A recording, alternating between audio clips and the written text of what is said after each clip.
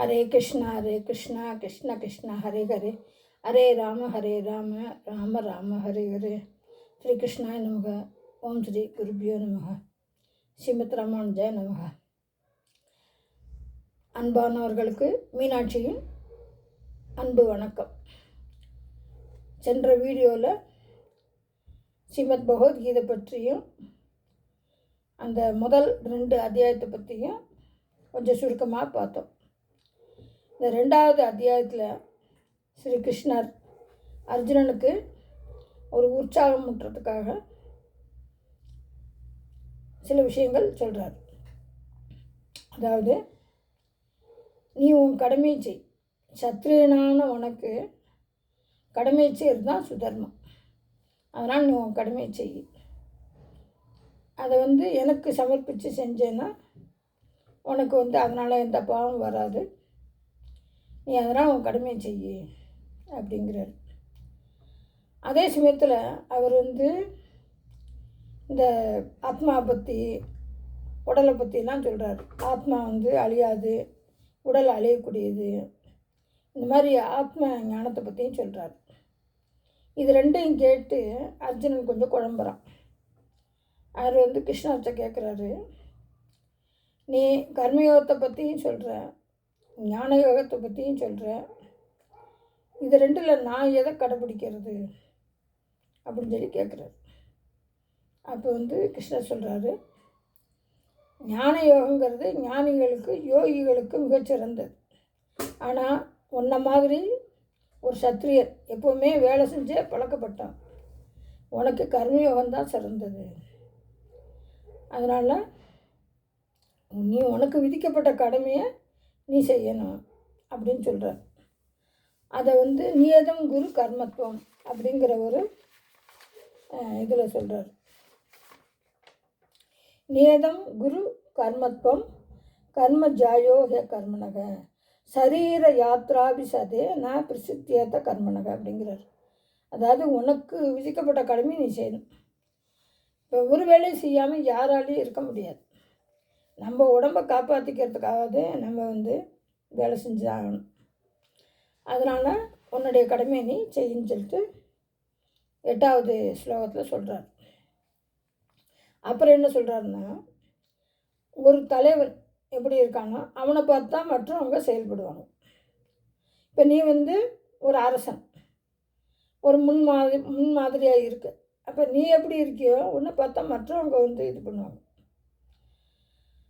அதனால் நீ மற்றவர்களுக்கு ஒரு முன் உதாரணமாக சுறுசுறுப்பாக உற்சாகமாக உன்னுடைய கடமையை செஞ்சால் அதை பார்த்து மற்றவங்களும் அதை பின்பற்றுவாங்க. இப்போ நீ போர்லேருந்து பின்வாங்கினா, இப்போ இங்கே உன்னை நம்பி இங்கே வந்திருக்கிற வீரர்களுக்கு எல்லாருக்குமே ஒரு சோர்வு வந்துடும். அதனால் அந்த மாதிரி நீ இருக்கக்கூடாது. ஒரு தலைவனாக ஒரு முன்மாதிரியாக நீ இருக்கணும் அப்படின்னு சொல்கிறார். அதை தவிர என்ன சொல்கிறாருன்னா, இப்போ நான் அதாவது கிருஷ்ணர் தானே சொல்கிறார், நான் இப்போ ஒரு அவதார காலத்தில் இருக்கேன். எனக்குன்னு இந்த உலகத்தில் அடைய வேண்டியது எதுவுமே இல்லை. ஆனாலும் என்னால் சும்மா இருக்க முடியல.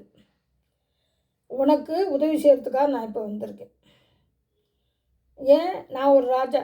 நான் சுவாமி தெரிஞ்சால் எங்கள் குடிமக்கள் எப்படி இருப்பாங்க? நான் அதனால் ஒரு முன் உதாரணமாக நான் எப்போது சுறுசுறுப்பாக வேலை செஞ்சுன்னு தான் இருக்கேன். அதுபோல் நீயும் சோர்வடையாமல் இப்போ உன்னுடைய கடமையான இந்த போரை இதாக செய். இதில் நீ வெற்றி தோல்வி இதெல்லாம் நீ பார்க்கக்கூடாது. நம்ம பற்று இல்லாமல் கடமையை செய்யணும். நீ வெற்றி அடைஞ்சால் இந்த ராஜ்யத்தை அனுபவிப்ப. இல்லை நீ இந்த போரில் மரணம் அடைஞ்சால் சொர்க்கத்துக்கு போகும். எப்படியானாலும் உனக்கு அது நன்மையை தான் தரும். இதை நான் போர் செய்ய மாட்டேன் அப்படின்னு சொல்லிட்டு நீ ஓடினா, நீ இறக்கப்பட்டு இந்த மாதிரி போகிற அப்படின்ட்டு யாரும் ஒன்று சொல்ல மாட்டாங்க. இந்த 11 அச்சரணி படையை பார்த்து பயந்து கோழை மாதிரி ஓடுறான் அப்படின்னு தான் சொல்லுவாங்க. அது மரணத்தை காட்டிலும் கொடியது. அவமானப்படுறது மரணத்தை காட்டிலும் கொடியது. அதனால் இத்தனை நாள் நீ போலோடு இருந்துட்டு இப்போ நீ அவமானப்படாது. உனக்கு புகழ் நீ வீரமாக சண்டை போட்டு ஜெயிக்கிறதுல தான் இருக்குது. அதனால் நீ உற்சாகத்தோடு எந்திரிச்சு போருக்கான ஆயத்தங்கள் செய்யும் அப்படின்னு சொல்லி கிருஷ்ணர் வந்து அறிவுறுத்துறார். அதுக்கப்புறம் மேலும் இந்த அத்தியாயத்தில் என்ன சொல்கிறாருன்னா, அதாவது பகவான் ஸ்ரீ கிருஷ்ணர் வந்து ஒரு அவதாரம், மகாவிஷ்ணு அவதாரம். அவர் தான் வந்து வேதத்தை படைச்சிருக்கார். வேதத்தில் யாக யஜ்யமெல்லாம் இப்படி செய்யணும் அதெல்லாம் சொல்லியிருக்கு. எதற்கு யாக யஜ்யமெல்லாம் பண்ணணும் அப்படின்னா, அதில் யாக யஜ்யத்தில் வந்து முக்கியமாக வந்து இந்திரன், வர்ணன், வாயு பகவான், அக்னி பகவான் இவங்களெல்லாம் துதி செய்கிற மாதிரி தான் அந்த யாக யஜ்யங்கள்லாம் இருக்குது. இப்போ வந்து பகவான் வந்து எல்லாரையும் அவர் காப்பாற்றணும். ஆனால் அதுக்காக அவர் என்ன செய்கிறாரு, தேவர்களெல்லாம் நியமிக்கிறார். தேவர்கள், வர்ண தேவன் மழை கொடுக்குறாரு, சூரிய தேவன் ஒளி கொடுக்குறாரு. இந்த மாதிரி தேவர்களெல்லாம் வந்து அவர் வந்து நியமிக்கிறார். வாயு பகவான் காற்று, நமக்கு சுவாசிக்க காற்று கொடுக்குறாரு, நியமிக்கிறார். இப்போ வந்து இந்த தேவர்கள் மூலமாக மழை பொழியிறது, பூமி வந்து வளமாறுது, பூமியிலேருந்து தானியங்கள்லாம் வருது. அதனால் மக்கள் வந்து உணவுக்கு பஞ்சம் இல்லாமல் சாப்பிட்றாங்க. அதுக்கு நன்றி கூற விதமாக அந்த தேவர்களை மகிழ்விக்கிறதுக்காக அவங்க யாக யஜ்யங்கள் செய்கிறாங்க. அந்த யாக யஜ்யங்கள் செய்கிறதுனால தேவர்கள் மகிழ்வுற்று இன்னும் அவங்களுக்கு நிறையா மழை வளம், பயிர் வளம் எல்லாம் கொடுக்குறாங்க. இது வந்து ஒரு சக்கர சுழற்சி மாதிரி நடக்கிறது. இதுக்கு எல்லாத்துக்கும் காரணம் நான் தான். இதுக்கு எல்லாத்துக்கும் காரணம் நான் வந்து அந்த தேவர்கள் மூலமாக மழையை பொழிவித்து பயிர்களை விளைவித்து மக்களுக்கு உணவு கொடுத்து மக்களை வந்து காப்பாற்றுறேன். இது வந்து ஒரு சக்கரை சுழற்சி மாதிரி நடக்கிறது அப்படின்னு சொல்லிட்டு சொல்கிறார். அதுக்கு என்ன ஸ்லோகம்னா, ஒரு 11ஆவது ஸ்லோகம் சொல்கிறார். தேவான் பாவய தானேன தேவா பாவயந்துவாக பரஸ்பரம் பாவயந்த ஸ்ரேய பரம வாப்ஷன். அதாவது ஒருத்தருக்கு உதவி செய்யுது. தேவர்கள் மனிதர்களுக்கு உதவி செய்கிறாங்க, மனிதர்கள் தேவர்களை மகிழ்விக்கிறாங்க, யாக யஜ்யம் செய்கிற மாதிரி. இதுபோல் நான் ஒரு ஏற்பாடு செஞ்சுருக்கேன் அப்படின்னு கிருஷ்ணர் சொல்கிறார். அதுக்கப்புறம் நீ வந்து எல்லாத்தையும் எங்கிட்ட ஒப்படைச்சிரு. அவர் வந்து அவர் முன்னாடி கலக்கமாக இருக்கும்போது இவங்களெல்லாம் உறவினர்கள்லாம் கொன்னா பாவை ஏற்படும் அப்படின்னா கலங்குறார். அதனால் அவர் என்ன செய்கிறாரு, கிருஷ்ணர் என்ன சொல்கிறாரு, உன்னுடைய எல்லா கர்மானும், நீ செய்கிற எல்லா கர்மத்தையும் எங்கிட்ட ஒப்படைச்சிடணும். நீ வந்து நான் செய்கிறேன் அப்படிங்கிற எண்ணம் இல்லாமல், அந்த செய்கிற வேலையில் பற்று இல்லாமல் நீ வந்து செஞ்சாக்க உனக்கு எந்த பாவம் ஏற்படாது.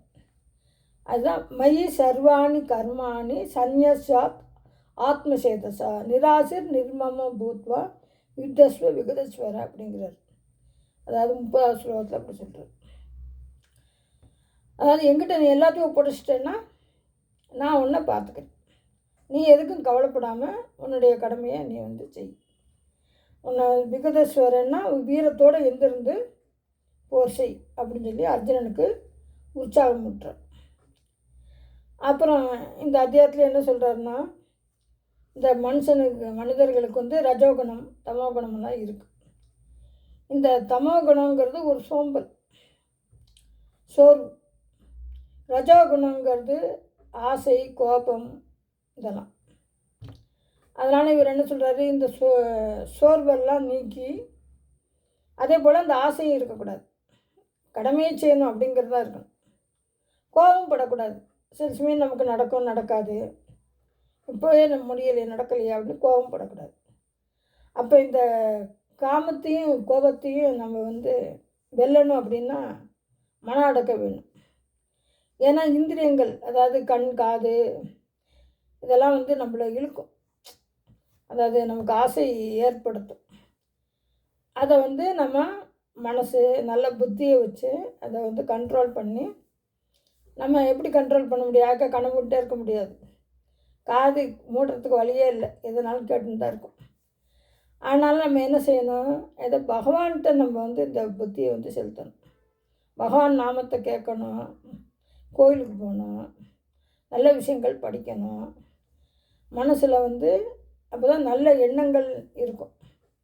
அப்போ ஆட்டோமேட்டிக்காக வந்து கண்ட்ரோல் ஆகும். ஆசை அடக்கணும் ஆசை அடக்கணும்னு சொல்லிட்டு இருந்தாப்புல ஆசை அடங்காது.